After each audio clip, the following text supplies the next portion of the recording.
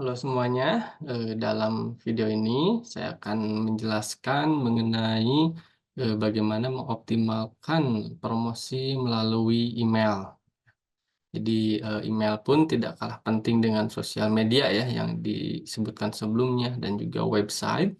Email pun memiliki peran penting ya dalam, engage dengan, pelanggan kita ya.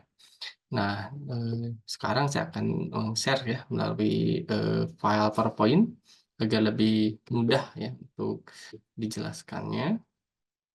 Dalam video ini yaitu, lebih tepatnya yaitu email marketing, meningkatkan komunikasi dan penjualan.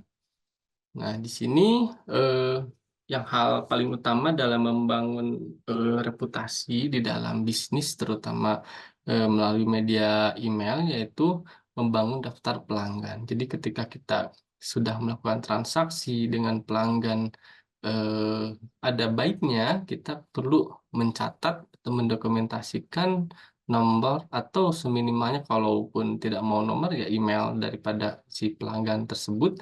Kita dokumentasikan ya setelah melakukan transaksi. Nah, selain itu juga mungkin selain daripada strategi itu, ada juga mungkin kita melakukan, seperti, katakanlah membership gitu ya.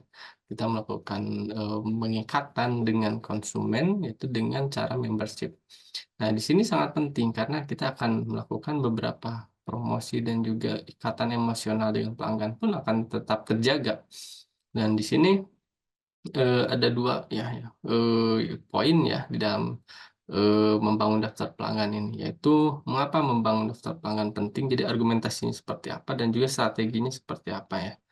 Nah, alasannya itu tadi sudah dijelaskan bahwa memang, komunikasi ini sangat penting. Jadi, antara produsen dan konsumen, ini jangan sampai, lepas ya, komunikasinya dan seminimalnya, kita terus, seminggu sekali ya atau mungkin sebulan 2 atau 3 kali perlu kita, me-remind terus kepada konsumen. Cuman menurut saya idealnya sih seminggu sekali kita terus, me-remind kepada konsumen mengenai promo-promo yang kita miliki melalui email dan memang, akan berpikir bahwa email ini spam, tapi menurut saya juga selain itu, selain spam ada baiknya juga. Karena akan melihat lebih katakanlah lebih prestis ya kalau kita pakai email, kita surat di, konsumen, di situ ada gambar, di situ kita, pilih-pilih, kata-kata yang tepat gitu. Jadi, menurut saya melalui email pun, sampai sekarang masih oke ya dalam hal promosinya.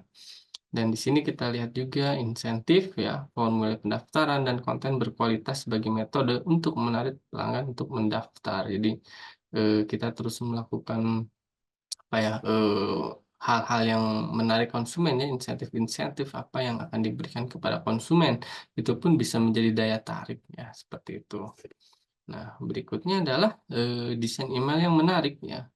Ada 2 hal yang perlu diperhatikan yaitu elemen penting dalam desain email dan juga prinsip desain, yang efektif gitu. Jadi, elemen penting dalam desain email ini tentunya judulnya tentunya harus menarik, gambar yang relevan dan, panggilan tindakan yang jelas gitu. Jadi ketika semua navigasinya juga jelas, ketika harus klik apa gitu ya, di dalam email tersebut, apakah kita mencantumkan link, kita harus jelas ya. Nah, kemudian apalagi yang paling penting dalam membuat desain email itu yaitu, simpel ya, sederhana, kemudian memiliki relevansi untuk, keterhubungan satu sama lain, dan juga mobile responsiveness sebagai prinsip utama, yaitu terus, ada responsif ya, dalam artian si produsen ini atau kita sebagai pelaku UKM terus, respon yang positif kepada, konsumen baik apabila ada konsumen yang bertanya melalui email ya, seperti itu. Jadi,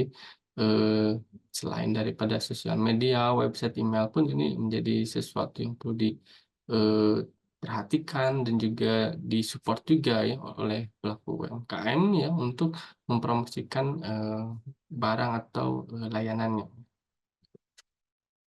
Dan di sini, ada yang namanya pelacakan dan analisis kinerja atau evaluasi ya. Nah, mengapa pelacakan penting? Pelacakan memungkinkan bisnis untuk mengukur efektivitas kampanye dan memahami preferensi pelanggan. Maksudnya di sini adalah kita terus, melihat ya, apakah setiap kita seminggu sekali itu atau sebulan 3 kali tersebut, apakah efektif apa tidak, kayak gitu. Kita lihat dari apa, dari feedback-nya, kemudian ketika kita bertanya ya kepada pelanggan yang datang gitu, kita mungkin bisa bertanya atau pelanggan bisa melakukan kuesioner sedikit saja, yaitu mengenai apakah mereka terpengaruh tidak dengan, apa namanya, promosi email ya, ketika mereka datang ke toko kita, seperti itu. Jadi, ada baiknya juga kita melakukan evaluasi. Dan berikutnya adalah kita di sini penggunaan data untuk perbaikan, yaitu dengan menganalisis data pelacakan untuk menyesuaikan strategi, meningkatkan kinerja, dan memberikan konten yang lebih relevan. Jadi, dengan adanya, evaluasi tersebut tentunya ke depannya kita ada sesuatu yang perlu diperbaiki ya, dari email kita. Dan, demikian ya yang disampaikan, dalam video ini, semoga bermanfaat, dari adanya, penjelasan ini, dan terima kasih.